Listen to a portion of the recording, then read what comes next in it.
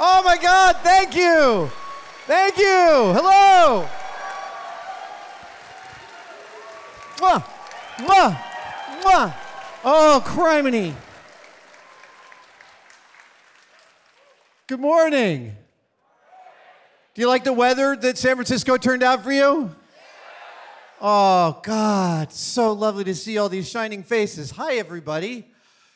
I want to thank OpenSauce for having me here today. Let's give them a hand. Amazing. Oh, hi. Okay.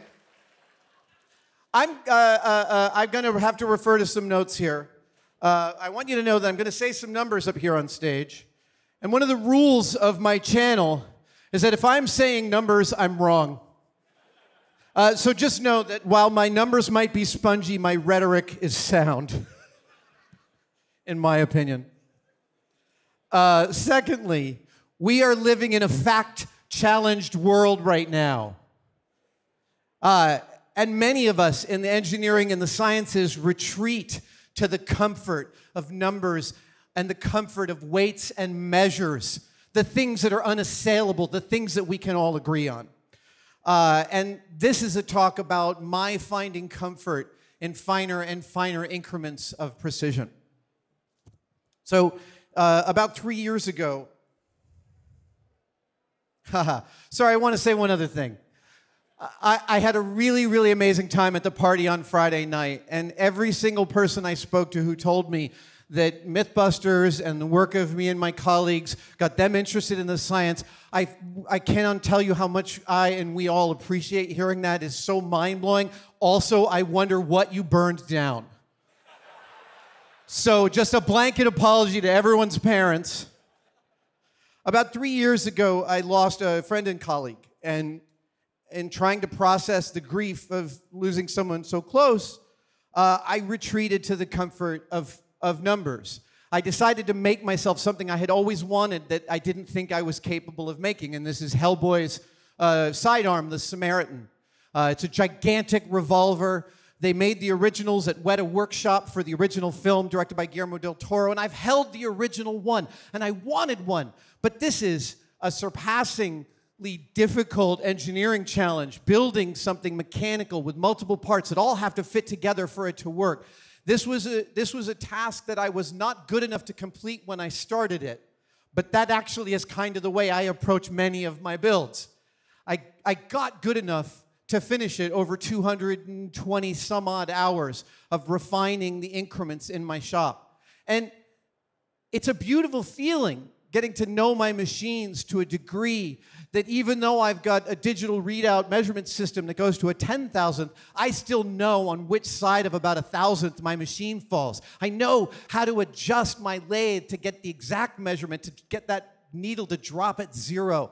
And the better I got at that, the more I felt that deep connection to the machines. But also, I felt a connection to makers going deep into the past. I mean, I think one of the things that's so beautiful about making, and again, I'm just going to give my definition of making, it is this broad. Whenever you reach out into the world and make something that didn't exist, you are a maker. Dialing into the precision makes me feel connected to makers going back to the origins of humanity. I now feel a connection to the stone tools I see them digging up that are ever and ever farther in the past. I think the most recent one I read about was like a 168,000-year-old axe. And I, at this age, start to feel a connection to that maker. And that's beautiful.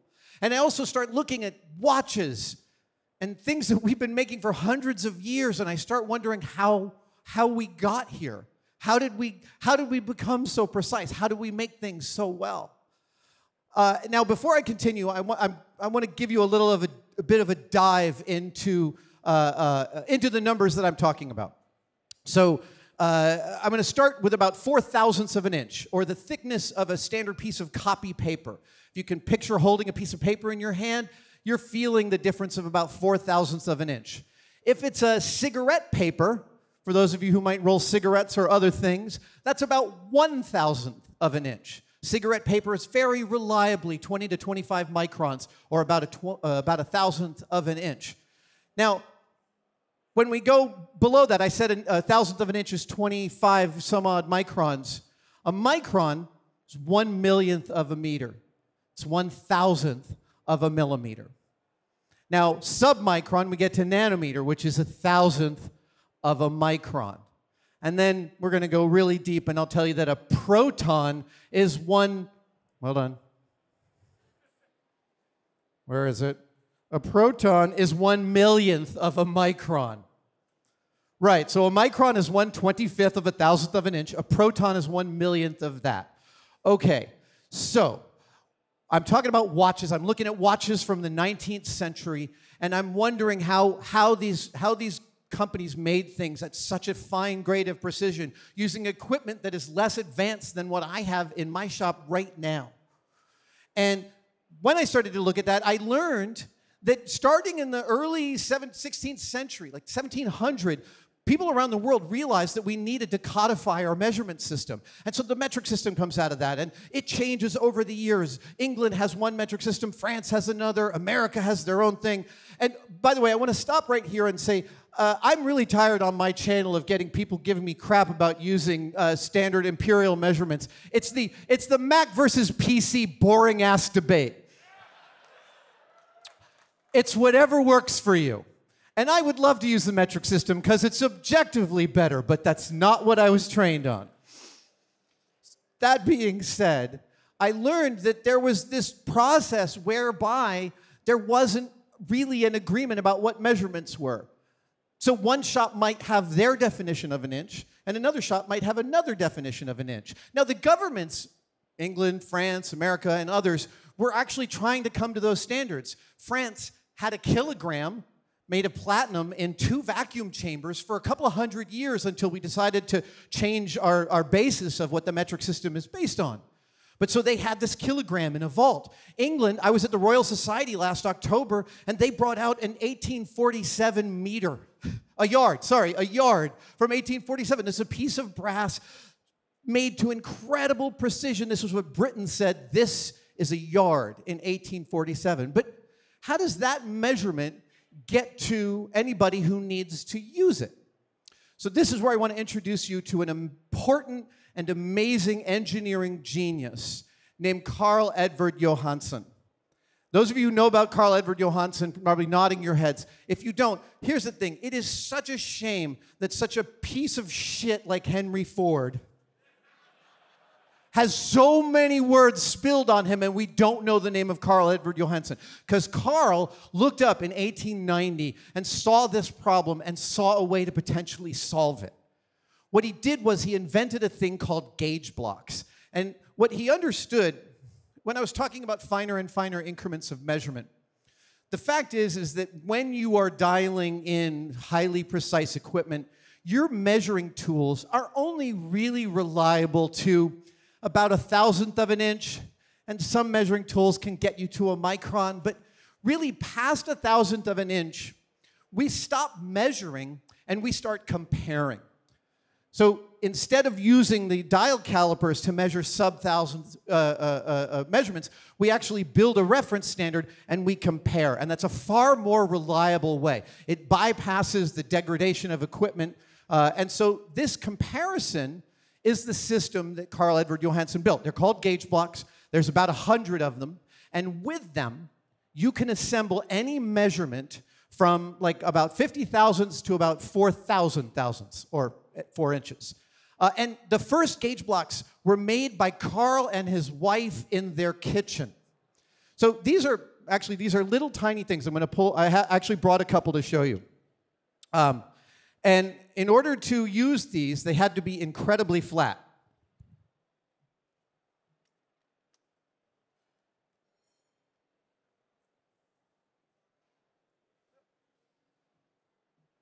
So these are gauge blocks.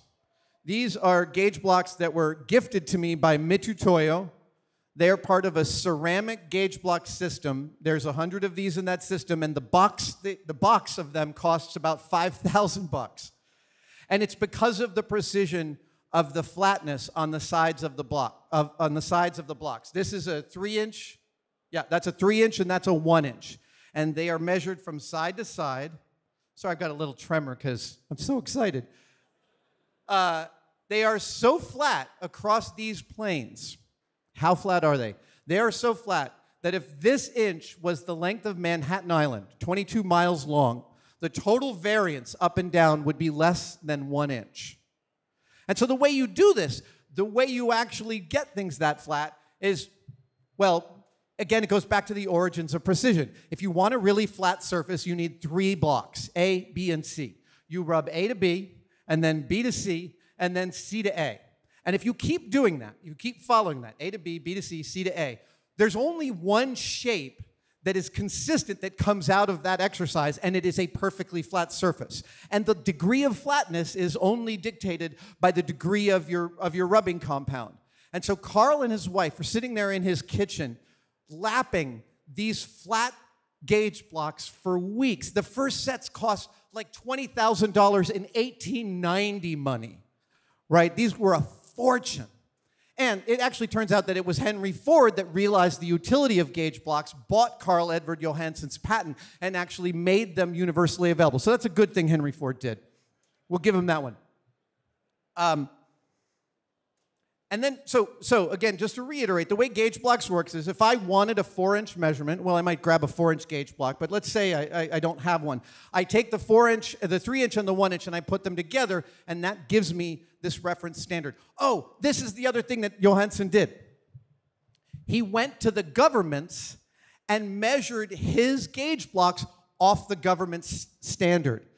Therefore, his gauge blocks were what they call traceable to the original standard. That's what traceability means. It means there's a lineage from the real thing to you.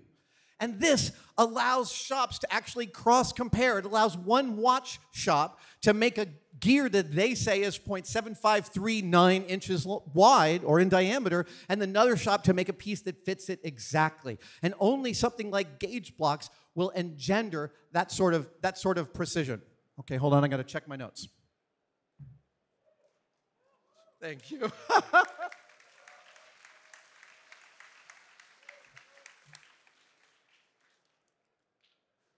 Okay. So, I'll just keep this with me.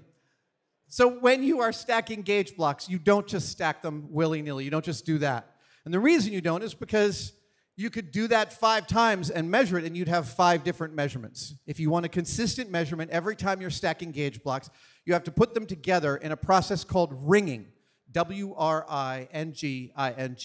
Now I can actually see that I am barreling through this talk, so I might actually have time for Q&A afterwards.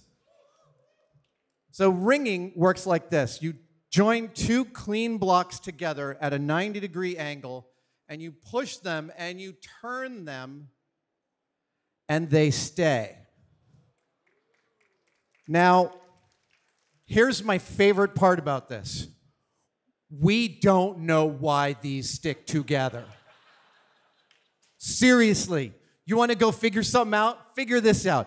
It could be van der Waals forces. It could be the weak magnetic force. It could be that the 2 planes of molecules are close enough that gravity actually has something to do with it. It could be suction. It's not magnetism. These are ceramic. Yeah, and like with super clean blocks, the actual amount of pulled together is significant. So the ringing gauge, I love this. It's like a magic trick. The first time I did it, you can actually find videos of Carl Edward Johansson stacking like 20 of these things. I tried that once. It's on my channel. You can see me drop gauge blocks into each other. So then I found out, because I'm a completist and I can't stop searching about things that I'm interested in, I start looking up Carl Edward Johansson. Hold on, I'm going to put these back before I drop them. I start looking up Carl Edward Johansson, and I learn that he, in addition to making gauge blocks, and you can still buy these on eBay. You can still buy Carl Edward Johansson Ford-made gauge blocks.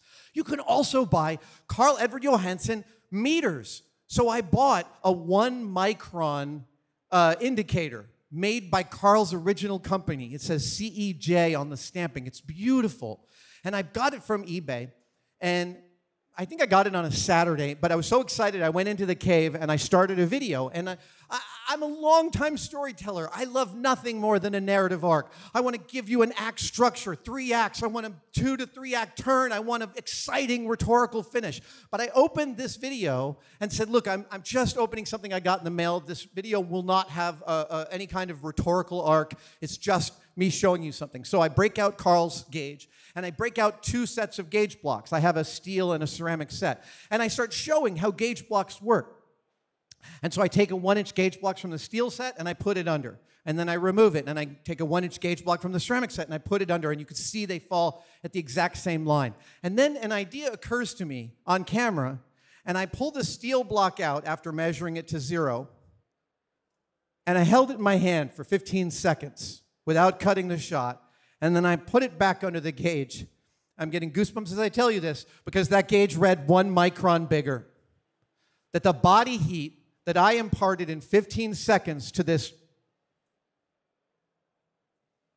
1-inch piece of steel, the other block, not this one, made it increase in size by 1 micron. The YouTube comments are packed with physicists doing the math and being like, yeah, that checks out. I read books about the Golden Gate Bridge when I was a teenager. I've always loved the engineering marvel that is here in our hometown.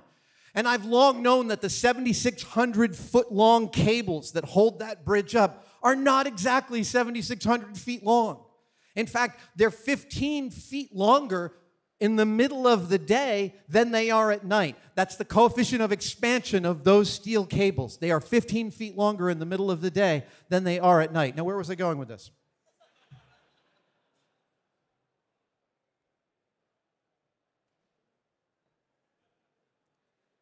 This is the thing where I felt the ground shift beneath my feet. I realized that at high levels of precision, we stop measuring and start comparing because we can't measure at that level of precision. As I was looking at my gauge blocks and I was researching their origins to tell you this story, I noticed my gauge blocks had calibration charts in them, which listed every single block in the set, and plus or minus. And I realized these were telling me exactly how over and under spec they were, by nanometers. Again, a millionth of a meter. And then I saw down in the lower right-hand corner, all of these measurements are certified at 68 degrees Fahrenheit or 20 degrees Celsius. And then I realized, right, so I put the gauge block in my hand for 15 seconds. That's no longer 20 degrees Celsius. It's something different, slightly warmer, and that's a micron's difference. That's a real significant, from an engineering standpoint, that's a big difference. I start, in my comments on this video, people start to talk about shops they work in where a human couldn't be in the room for measurement because their body heat would change it. It turns out that at high levels of precision, we stop measuring and start comparing, not because that's better. It's because that's the only way we can actually understand things at that level. You cannot measure them. You can only compare them. So when you hear that no, I'll tell that fact later. It turns out that what I thought was the most unassailable set of facts in the world, how long something is, how big it is, how far away it is, are still these fungible numbers that are based on a system that we agreed upon how to measure those parameters. So what Carl Edvard Johansen did was not come up with a better system for measurement. He came up with a better system for collaborating on measurement, for concluding things together. That means there's no such thing as a measurement. That means measurements don't really exist. They only exist when we give them parameters like temperature and time and what the material is and where we are. And I felt the ground shift beneath my feet in a really beautiful way because it means that it's collaboration that's the key to that kind of precision. And despite the fact that it's as loosey-goosey as all of us agreeing that 20 degrees Celsius is the temperature at which we're going to come to these agreements, the James Webb Space Telescope can spend $10 billion and 30 years and hundreds of thousands of incredible person hours spent building this 16,000-pound school bus that we send out 4 times the distance of the moon to the second Lagrange point, 1 million miles from Earth, where it unfurls 2 20 by 15 meter, actually it unfurls like a dozen 20 by 15 meter shrouds to hide itself from the sun. Once it got to that Lagrange point, it had to implement over 500 separate processes that if any single one of those had failed, the entire project would have gone into the trash. And that telescope got to where it was going, exceeded its operational specs, and is not only showing us the deepest recesses of the universe, but the deepest recesses of time. And that's all because humans have come around to start to agree.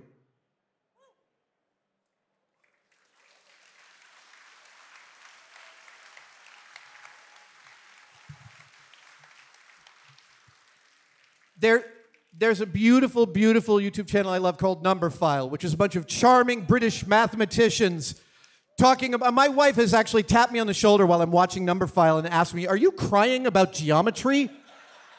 And I'm like, yes, geometry's really beautiful. And one of the first videos that got me into them was they were talking about a number so large that if you could conceive of the number, your head would collapse into a black hole. That's not a metaphor. If you could hold the information of this number in your head, there's more information in that number than there is in a black hole the size of your head. Literally, your head would collapse into a black hole. I love this fact. Because it really, what I'm getting around to is the fact that, hold on, I wrote this down, I think it was good. Is that what's required is not that we build a precise system for measurement, but a precise system for collaboration. And that makes me excited about the future. Thank you guys so much for your time. I love you.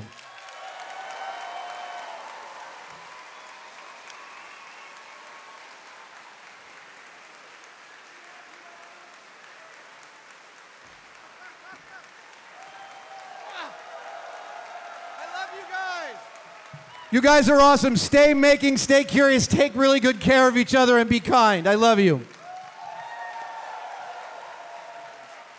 Open Sauce is back. An event described as better than expected, and I can't believe it wasn't a disaster. Come see groundbreaking technology like this thing. So creepy. And smell over 150 of the best-looking creators on YouTube. It's all happening at Cow Palace. June 15th and 16th, San Francisco, Cow Palace. Get your tickets now at opensauce.live.